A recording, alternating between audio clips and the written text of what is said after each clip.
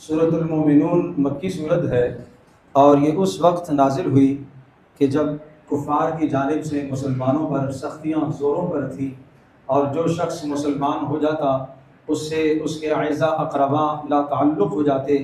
اگر کوئی بیٹا مسلمان ہو جاتا، باپ اس سے مال لے لیتا، اور یہاں تک کہ جسم پر جو کپڑے ہوتے وہ بھی اتار دیے جاتے۔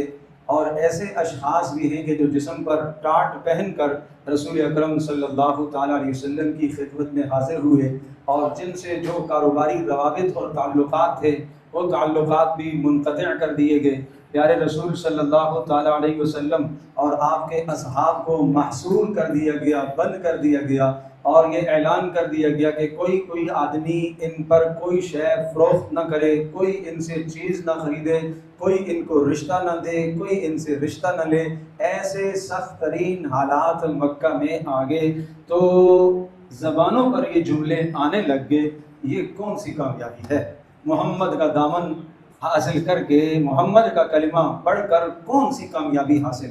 بڑے بڑے سردار ناراض ہو گئے، بڑے بڑے ذی وجاہت لوگ ناراض ہو گئے، اور ابو جہل ناراض ہو گیا، اور ابو لہب ناراض ہو گیا، عتبہ عتیبہ شیبہ جو سرداران مکہ تھے یہ سب کے سب ناراض ہو گئے۔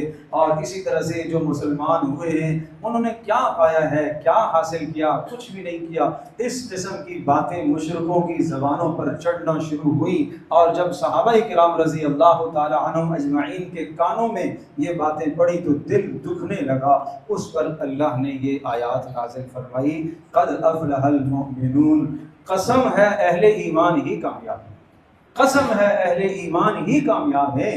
الذین هم فی صلاتهم خاشعون، جن کی نمازوں میں خشوع اور خضوع ہے وہ کامیاب، جن کی نمازیں بنی ہوئی ہیں وہ کامیاب ہیں، وہ کامیاب ہیں۔ والذین عن اللغو معرضون، جو فضولیات سے اپنے آپ کو بچاتے ہیں، بیکار جگہ مال نہیں لگاتے، بیکار جگہ اپنی عمر نہیں کھپاتے، فضول جگہ پر گفتگو نہیں کرتے، یہ کامیاب ہیں۔ والذین هم للزکاة فاعلون، جو اپنے دلوں کا تزکیہ، دلوں کو پاک رکھتے ہیں حسد سے، کینے سے، گھوٹ سے، دنیا کی گندگیوں سے، جو اپنے دلوں کو پاک رکھتے ہیں یہ کامیاب ہیں۔ والذین هم لفروجهم حافظون، جو اپنی شرمگاہوں کی حفاظت کرتے ہیں یہ ہیں کامیاب۔ اور الا علی ازواجہم او ما ملکت ایمانہم فانہم غیر ملومین، ضرورت جنسی پوری کرنے کی جگہ بیوی ہے، اس کے علاوہ جس نے جو راستہ اختیار کیا فاولئک هم العادون، وہ حد سے تجاوز کرنے والا، وہ ظالم شمار کیا جائے گا، حد انسانیت سے گرا ہوا ہوگا۔ والذین هم لاماناتہم وعہدہم راعون، اور جو وعدوں کی پاسداری کرتے ہیں، جو امانتوں کا خیال کرتے ہیں یہ کامیاب ہیں۔ والذین هم علی صلواتہم یحافظون، اور جو اپنی نمازوں کی حفاظت کرتے ہیں وہ کامیاب۔ آغاز بھی نماز سے، اختتام بھی نماز پر۔ جو نمازوں میں خشوع پیدا کرتے ہیں وہ کامیاب، جو نمازوں کی حفاظت کرتے ہیں وہ کامیاب، جو نمازیں ضائع نہیں ہونے دیتے، جن کو فرض، واجب، سنت، مستحب کے مسائل معلوم ہیں، یہ نماز کی حفاظت ہے، فرمایا یہ ہیں کامیاب۔ یا اللہ ان کو کیا دے گا؟ اولئک هم الوارثون، کہا یہ تو وارث ہیں کس چیز کے؟ جنت الفردوس کے وارث ہیں، ہم فیہا خالدون۔ اور نعمت ملنے کے بعد کھٹکا رہ جاتا ہے کہ کہیں نعمت چھن نہ جائے، فرمایا نہ ہمیشہ رہو گے، ہمیشہ رہو گے۔ اے اللہ یہ جنت الفردوس ہمیں عطا فرما، کہو آمین۔ اے اللہ یہ جنت الفردوس ہم سب کو عطا فرما، اے اللہ ہم سب کے ماں باپ کو عطا فرما، اے اللہ ہم سب کی اولادوں کو عطا فرما، اے اللہ ہم سب کے اعزاء اقرباء کو عطا فرما۔ آپ نے ارشاد فرمایا جب اللہ سے جنت مانگو تو جنت الفردوس مانگا کرو، یہ جنت مانگا کرو، یہ ہے کامیابی۔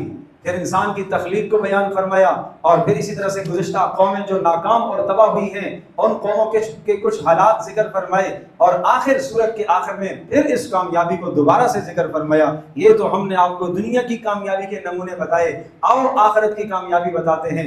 فَإِذَا نُفِخَ فِي الصُّورِ، آج تم کہتے ہوگے فلان سردار اس سے ناراض ہو گیا، ابو جہل ناراض ہو گیا، ابو لہب ناراض ہو گیا، عتبہ عتیبہ ناراض ہو گیا، اس لیے یہ لوگ کامیاب نہیں ہیں، ناکام ہیں۔ کہا فَإِذَا نُفِخَ فِي الصُّورِ، جب قیامت کے دن سور پھونکا جائے گا، فَلَا أَنْسَابَ بَيْنَهُمْ، اس دن خاندان کام نہیں آئے گا، ولا يتساءلون، نہ ایک دوسرے کے بارے میں کچھ سوال کر سکیں گے، پوچھ سکیں گے کہ فلاں کہاں ہے، فلاں کا کیا ہوا، فلاں بچ سکتا ہے نہیں بچ سکتا، کامیابی کیا ہے۔ فمن ثقلت موازینہ فاولئک هم المفلحون، اس دن جس کی نیکیاں بھاری ہو گئی وہ ہے کامیاب۔ ومن خفت موازینہ، جس کی نیکیاں ہلکیاں ہو گئی، ہلکی ہو گئی، فاولئک الذین خسروا انفسهم، یہ ہے جنہوں نے اپنے آپ کو خسارے میں ڈال دیا، یہ ہمیشہ ہمیشہ جہنم میں جلیں گے۔ تلفح وجوہہم النار، جہنم کی آگ ان کے چہروں کو جلائے گی۔ وہم فیہا کالحون، چہرے بد شکل ہو جائیں گے، اوپر کا اونٹ سر تک، نیچے کا اونٹ ناف تک آ جائے گا، چہرہ بگڑ جائے گا۔ فرشتے پوچھیں گے الم تکن آیاتی تتلی علیکم فکنتم بہا تکذبون، کیا آیات ہماری طرف سے احکام نہیں آئے تھے تمہارے پاس؟ کیا سمجھانے والا کوئی نہیں آیا تھا؟ کیا بتلانے والا کوئی نہیں آیا تھا؟ وہ جواب میں کہیں گے ربنا غلبت علینا شقوتنا، اے اللہ ہماری بدبختی ہمارے اوپر غالب آ گئی اور ہم گمراہ رہے، اے اللہ ایک مرتبہ اس جہنم سے نکال دے، اگر دوبارہ تو نے ہمیں دنیا میں بھیج دیا تو ہم نیک اعمال کر کے آئیں گے۔ اللہ فرمائے گا اخسؤوا فیہا، دفع ہو جاؤ یہاں سے۔ اتنا سخت جملہ ہے اخسا، جو کتے کو دور کرنے کے لیے آدمی بولتا ہے وہ لفظ ہے، ہٹ جاؤ پیچھے، لا تکلمون، مجھ سے بات بھی نہ کرو۔ اللہ کہے گا مجھ سے بات ہی نہ کرو ظالموں، کیوں؟ انہ کان فریق من عبادی، اللہ اکبر، اللہ کا جلال، اللہ کا غضب، اللہ کا غصہ ہوگا، اور اللہ کہے گا دنیا میں میرے فرما بردار بندے تھے کچھ، اور جو یوں کہتے تھے ربنا آمنا، اے ہمارے رب ہم ایمان لائے اور ہمارے گناہ معاف فرما اور تو ہمارے پر رحم فرما۔ اور ظالموں تم نے ان کا مذاق اڑایا تھا، تم نے دینداروں کا مذاق اڑایا تھا، مذہب کی بنیاد پر تم نے مذاق اڑایا تھا۔ فاتخذتموہم سخریا، تم نے ان کا مذاق اڑایا تھا۔ حتی انسوکم ذکری، اور تم حتی انسوکم، یہاں تک کہ میں نے تمہیں اپنی یاد بھلا دی۔ دین کا مذاق اڑانے کی بنیاد پر اللہ تبارک تعالیٰ دل پر مہر لگا دیتا ہے، مہر کفر کی لگ جاتی ہے، فسق و فجور کی مہر لگ جاتی ہے۔ بھائی مذاق مت اڑاؤ کسی کا، ویسے کسی کا مذاق جائز نہیں ہے، تو چاہے کہ کسی کے دین کا مذاق اڑانا، اس کی دینداری پر مذاق اڑانا، تو بڑا صوفی آ گیا، تو بڑا مولوی آ گیا، تو بڑا ایسے آ گیا، ویسے مذاق اڑانا جائز نہیں ہے۔ ایک بزرگ گزرے تاج الدین سبکی رحمۃ اللہ علیہ، اور ان کے دروازے پر کتا آیا تو بیٹے نے کتے کو کہا پیچھے ہٹ جاؤ کتے کے بچے، ڈانٹا اپنے بیٹے کو، خبردار طنز مت کرو۔ کہا لیس ھذا ابن الکلب، یہ کتے کا بچہ نہیں ہے، یہ کتے کا ہی تو بچہ ہے۔ فرمایا ہے کتے کا بچہ، مگر تو یہ جو اس وقت اس کو کہہ رہا ہے یہ تنزیہ کہہ رہا ہے، یہ تو تنزیہ کہہ رہا ہے، یہ تو تنزیہ کہہ رہا ہے۔ ایک حیوان کے ساتھ استہزاء جائز نہیں ہے، اس کے ساتھ طنز جائز نہیں ہے، تو کسی انسان کے ساتھ مذاق اڑانا، کسی کی شکل پر مذاق اڑانا، کسی کے حلیے پر مذاق اڑانا کتنا بڑا جرم ہے، کتنا بڑا گناہ ہے۔ حتی انسوکم ذکری، تم نے مذاق اڑایا تھا لوگوں کا نا، وکنتم منہم تضحکون، اور تم پھپتیاں کستے تھے اور تم ان کے اوپر ہنسا کرتے تھے۔ انی جزیتہم اليوم بما صبروا، آج میں نے انہیں بدلہ دے دیا اس لیے کہ انہوں نے صبر کیا تھا، انہوں نے صبر کیا تھا۔ انہم ہم الفائزون، وہی کامیاب نکلے جن کو تم کہتے تھے ان کو دنیا کا پتہ ہی نہیں، وہی کامیاب نکلے، وہی کامیاب نکلے۔ پھر فرمایا بھلا تم بتاؤ، تمہیں ایسے ہی پیدا کیا گیا، تمہیں ہمارے پاس لوٹ کر نہیں آنا ہے، تمہیں حساب کتاب نہیں دینا ہے، تمہیں اللہ کے سامنے پیش نہیں ہونا ہے۔ اور آخر میں کہا یوں کہ اے پیارے رب اغفر وارحم وانت خیر الراحمین، اے اللہ میرے گناہ معاف فرما، اے اللہ میرے اوپر رحم فرما، اے اللہ تو بہترین رحم کرنے والا ہے۔ یہ دعا سکھائی ہے، رب اغفر وارحم وانت خیر الراحمین، پڑھو رب اغفر وارحم وانت خیر الراحمین، رب اغفر وارحم وانت خیر الراحمین۔ آگے سورۃ النور، بڑی جاندار، شاندار اور بڑی پیاری سورۃ النور، مدنی سورت۔ یہ وہ واحد سورت ہے جس سورت کے آغاز میں تمہید بڑی عجیب آئی ہے، کسی بھی سورت میں یہ لفظ نہیں آیا جو اس سورت کے آغاز میں آیا ہے۔ سورۃ انزلناہا، ایک عظیم الشان سورت ہم نے اتاری ہے، ایک عظیم الشان سورت ہم اتار رہے ہیں۔ وفرضناہا، اور اس عظیم الشان سورت کے احکامات کو ہم نے فرض کیا ہے، لازم کر دیا ہے۔ وَأَنزَلْنَا فِيهَا آيَاتٍ بَيِّنَاتٍ، اور اس سورہ مبارکہ کے اندر کھول کھول کے ہم نے احکام بیان کیے ہیں، لعلکم تذکرون، تاکہ تم نصیحت حاصل کر سکو، تاکہ تم بے حیائی سے رک سکو، تاکہ تم فحاشی سے اپنے آپ کو روک سکو۔ سورۃ النور بے حیائی اور فحاشی کو ختم کرنے کے لیے بہترین مؤثر اکسیر نسخہ ہے۔ اس کی تلاوت بھی کرتے رہنا چاہیے، اس کا معنی سمجھتے رہنا چاہیے، سمجھنے کی کوشش کرتے رہنا چاہیے۔ اور حضرت عمر رضی اللہ تعالی عنہ کا فرمان، اپنی عورتوں کو سورۃ النور سکھاؤ، سورۃ النور سکھاؤ۔ جس نے سورۃ النور کے مضامین سیکھ لیے، اللہ اس کے دل کو نورانی کر دے گا، حق باطل میں تمیز کی صلاحیت پیدا ہو جائے گی، صحیح اور غلط میں فرق کی صلاحیت اللہ اس کو عطا کرے گا، بے حیائی اور پاک دامنی اللہ اسے سکھائے گا، اس کی زندگی میں اللہ پاک دامنی پیدا کرے گا۔ ہر وہ شے، ہر وہ چیز، ہر وہ جملہ، ہر وہ نظر، ہر وہ سننا، ہر وہ بولنا، ہر وہ چھونا جو انسان کو زنا کی طرف لے کے جاتا ہے، وہ بے حیائی، وہ بے حیائی۔ گانا بے حیائی ہے، 100% بے حیائی ہے، کیونکہ اسے سن کر انسان کے دل میں نفاق پیدا ہوتا ہے، منافقت پیدا ہوتی ہے۔ فرمایا منافقت، یہ گانا، یہ موسیقی نفاق ایسے دل میں اگاتا ہے جیسے پانی سبزہ اگاتا ہے، اس طرح سے یہ منافقت دل میں پیدا کرتا ہے۔ اس سے بچو۔ موبائلوں کے اندر ٹونز گانے والی مت رکھا کرو، نہ رکھو اس کو، بلا وجہ مسجد میں بج رہا ہے، نمازیوں کی نماز بھی متاثر ہو رہی ہے۔ مسجد کے اندر موسیقی کی آواز منحوس ترین آواز، جس کو حدیث میں منحوس آواز کہا گیا ہے، مت رکھو ایسی آوازوں کو اپنے پاس۔ میں عرض کر رہا ہوں، ہر وہ شے جس کا تعلق جو انسان کو زنا کی طرف لے کر جائے، چاہے وہ دیکھنا ہو، چاہے وہ سننا ہو، چاہے وہ بولنا ہو، چاہے وہ چھونا ہو، چاہے وہ پکڑنا ہو، چاہے وہ چلنا ہو، وہ سب کا سب بے حیائی۔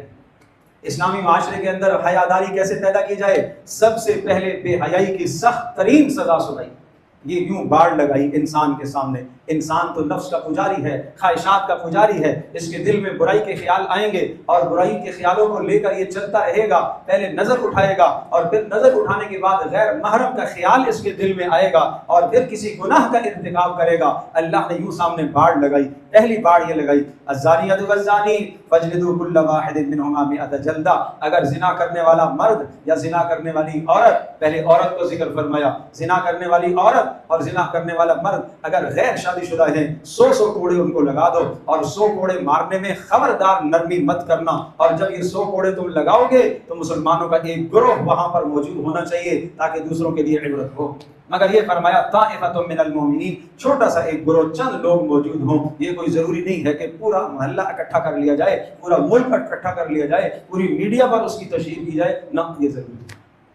اسلام حد کی عزت نہیں چاہتا، توہین اور تذلیل بھی نہیں چاہتا، مگر یہ تم ایسا کرو گے تو اس کی خبر پھیل جائے گی، اور جب خبر پھیل جائے گی تو ایک انسان کے سامنے نفسیاتی دباؤ پڑے گا، آئندہ وہ اس گناہ سے روکے گا۔ اور اگر شادی شدہ ہے تو حدیث میں اس کی تفصیل بتلائی کہ اس کو 100 کوڑے نہیں مارے جائیں گے، اس کو سنسار کر دیا جائے گا، پتھر مار کر اسے ختم کر دیا جائے گا۔ یہ اللہ کا حق ہے، اللہ کی دھرتی پر اللہ کا حق ہے۔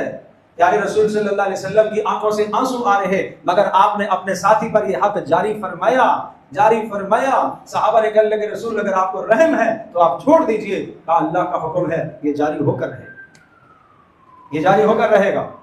4 گواہ اس کے پاس پیش کیے جائیں گے، 4 گواہ اس بات کی شہادت دیں گے کہ اس نے بے حیائی کا ارتکاب کیا ہے، یا از خود وہ 4 مرتبہ اس کا اقرار کرے گا تو تب اسے حد لگے گی۔ اقرار کیا شخص نے آپ کی خدمت میں آ کر اقرار کیا، 1 بار اقرار کیا، 2 بار اقرار کیا، 3 بار اقرار کیا، 4 بار اقرار کیا، پیارے رسول صلی اللہ علیہ وسلم نے جب 4 مرتبہ اس سے اقرار سن لیا تو آپ نے پھر ارشاد فرمایا، اپنے ساتھی کو دیکھو، کچھ پی کر تو نہیں آیا، ایسا تو نہیں ہے کہ ایسی اول فل کی بات کر رہا ہو، نہیں اللہ کے رسول۔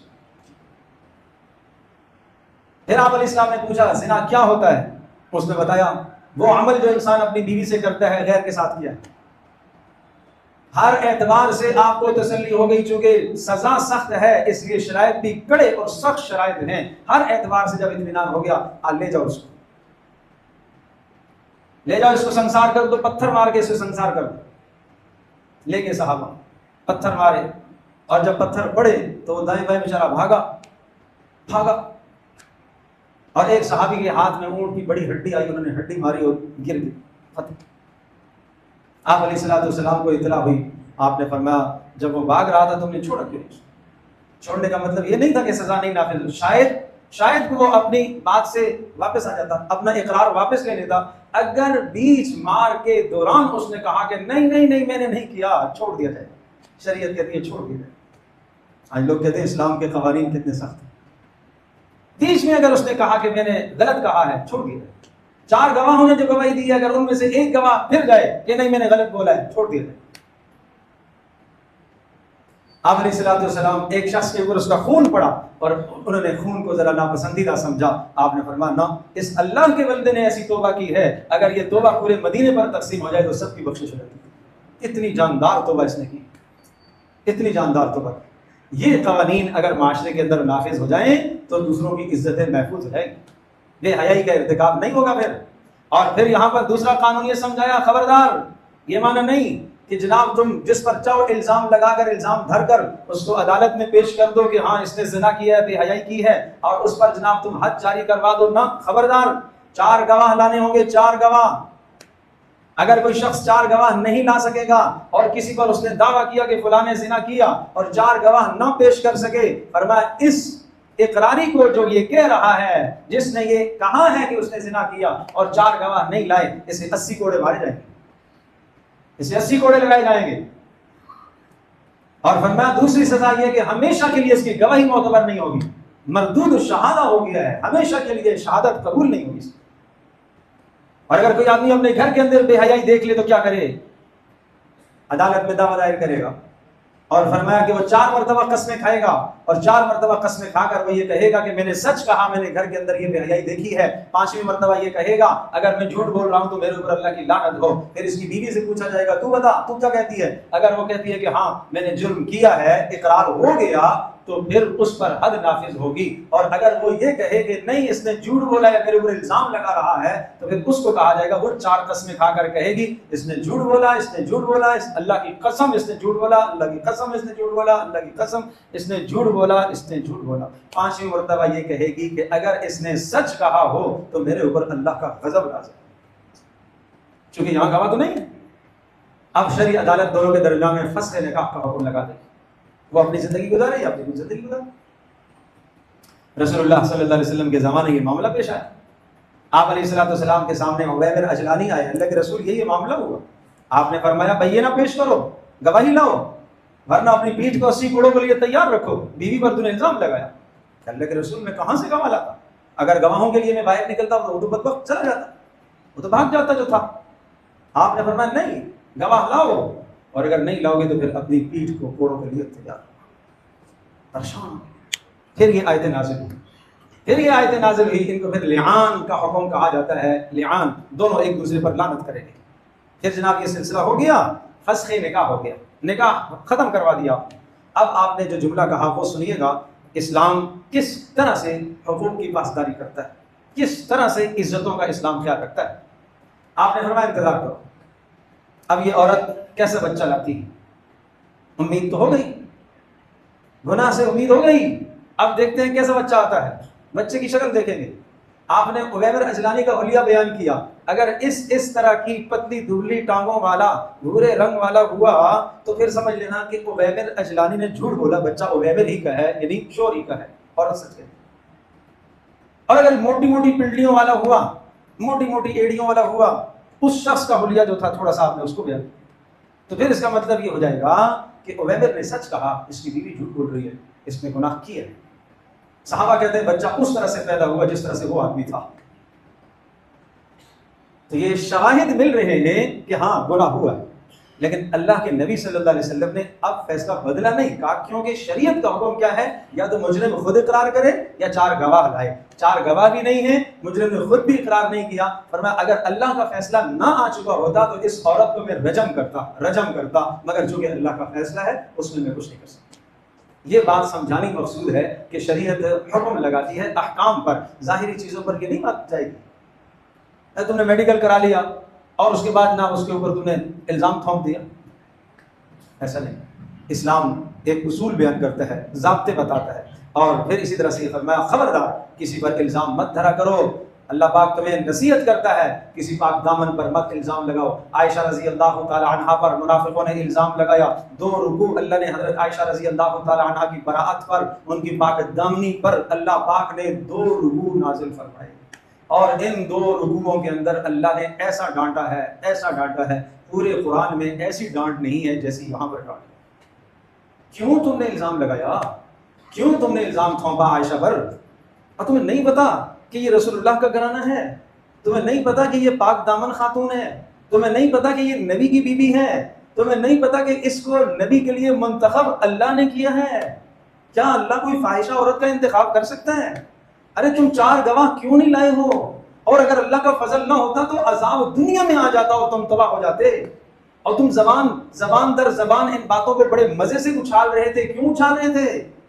ان الذین یحبون ان تشیع الفاحشہ، اس طرح کی غلط خبریں اور بے حیائی کی خبریں جو معاشرے میں فروغ دینا چاہتے ہیں، جو پھیلانا چاہتے ہیں، ان کے لیے دردناک عذاب ہے. اور اگر اللہ کا فضل نہ ہوتا تو اس دنیا میں عذاب آ چکا ہوتا. اللہ اکبر، اتنا ڈانٹا ہے.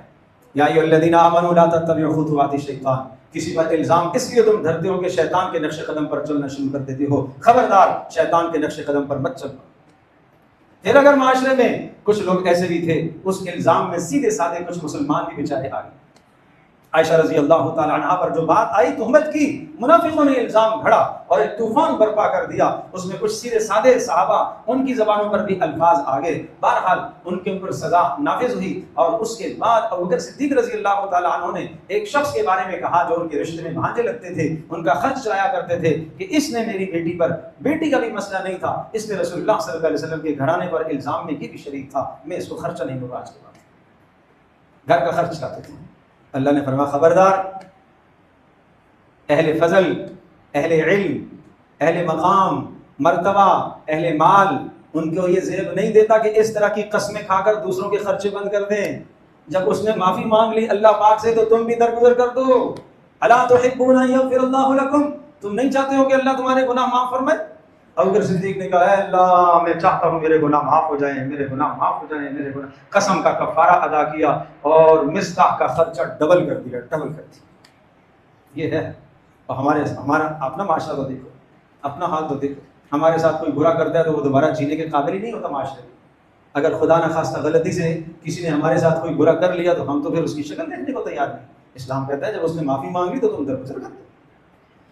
پھر تیسری بات یہ لگائی ایھا الذین آمنوا لا تدخلوا بیوتا غیر بیوتکم، ایمان والو جب اپنے مسلمانوں کے گھروں میں داخل ہوا کرو، صرف اپنا گھر جس میں تم اور تمہاری بیوی رہتے ہو، جہاں محرم ہے تمہارے یا تمہاری سگی بہنیں رہتی ہیں، وہاں استئذان اجازت لینا فرض نہیں ہے. باقی جہاں تمہارے گھر میں غیر محرم رشتہ ہے، فرض ہے کہ وہاں اندر جانے سے پہلے اجازت ہو. کیوں؟ کہیں تمہاری نگاہ نہ پڑ جائے. اور اگر تمہاری نگاہ پڑ گئی تو پھر دل میں برا خیال آ جائے گا. اسلام یوں بانٹ لگاتا ہے، اس طرح سے اسلام روکتا ہے. اجازت لو. اور فرمایا کہ جب تم اجازت لو گے اور اگر تم سے کہا جائے کہ نہیں ابھی ہم نہیں ملاقات کر سکتے، دروازہ نہیں کھل سکتا، واپس چلے جاؤ. زور زبردستی مت کرو. پھر ایمان والوں کے سامنے چوتھی بار لگائی قل للمؤمنین یغضوا من ابصارہم، ایمان والوں نظروں کو نیچا کرو، نظروں کو نیچا کرو. پانچویں قل للمؤمنات یغضضن من ابصارہن، ایمان والی عورتوں سے بھی کہو وہ بھی اپنی نظروں کو نیچا رکھیں، وہ بھی اپنی شرمگاہوں کی حفاظت کریں. چھٹی وَلَا يُبْدِينَ زِينَتَهُنَّ إِلَّا لِبُعُولَتِهِنَّ، اور فرمایا ایمان والیوں سے کہیں کہ وہ اپنے زینت کے اعضاء کو چھپائے رکھیں، اپنا چہرہ نہ کھولا کریں. غیر محرموں کے سامنے چہرہ نہ کھولیں. یہاں محرموں کی فہرست گنوائی کہ کن کے سامنے آپ چہرہ کھول سکتی ہو، کن کے سامنے آپ اپنے ہاتھ یا بازو اوپر کر سکتی ہو.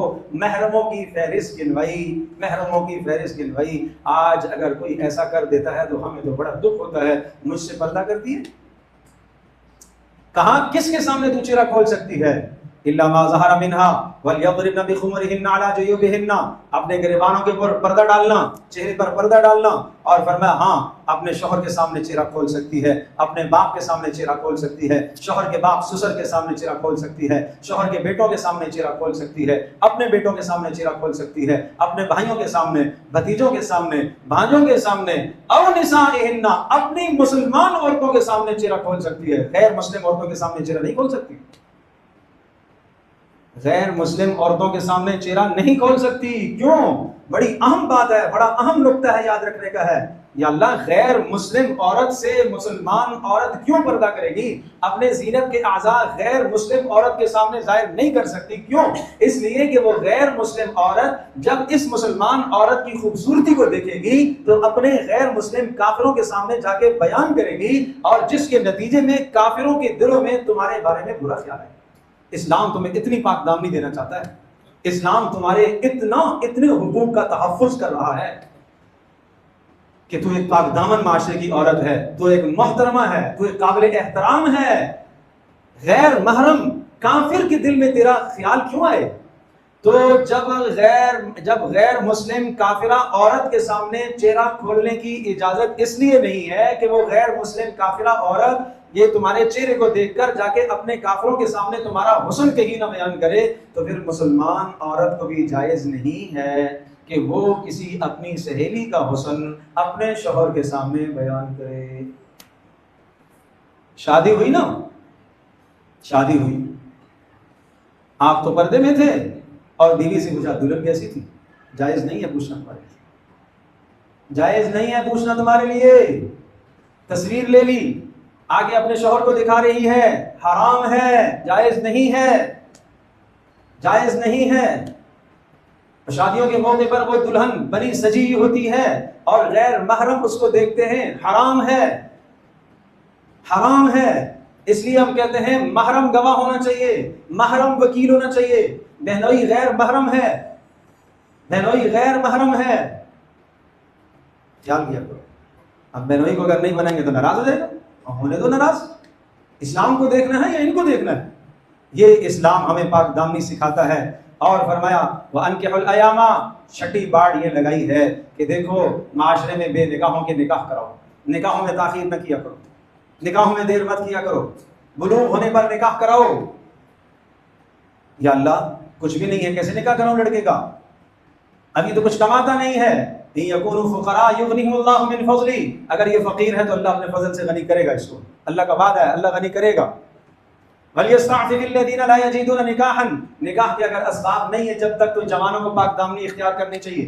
رسول اللہ صلی اللہ علیہ وسلم نے حل بتایا، جوانوں کو روزہ رکھنا چاہیے۔ یا معاشر الشباب، اے جوانوں جو تم میں سے شادی کی استطاعت رکھتا ہے وہ شادی کرے، اور جو شادی کی استطاعت نہیں رکھتا وہ روزہ رکھے، اس لیے کہ روزہ رکھنے سے اس کی قوت دب جائے گی۔ یہ اصول سمجھا ہے، یہ اصول سمجھا ہے۔ نکاحوں کو آسان کرو، نکاحوں کو مشکل نہ کرو۔ جس آدمی کے پاس مہر دینے کا خرچ موجود ہے، 2 وقت کا کھانا دینے کا خرچ موجود ہے، ایک کمرہ علیحدہ سے دینے کی استطاعت رکھتا ہے، اور اسی طرح سے جناب 3 جوڑے سالانہ دینے کی استطاعت رکھتا ہے، یہ شادی کی طاقت رکھتا ہے۔ اب اگر یہ گناہ میں مبتلا ہوگا تو اس کے ماں باپ بھی گناہگار ہوں گے اور یہ بھی گناہگار۔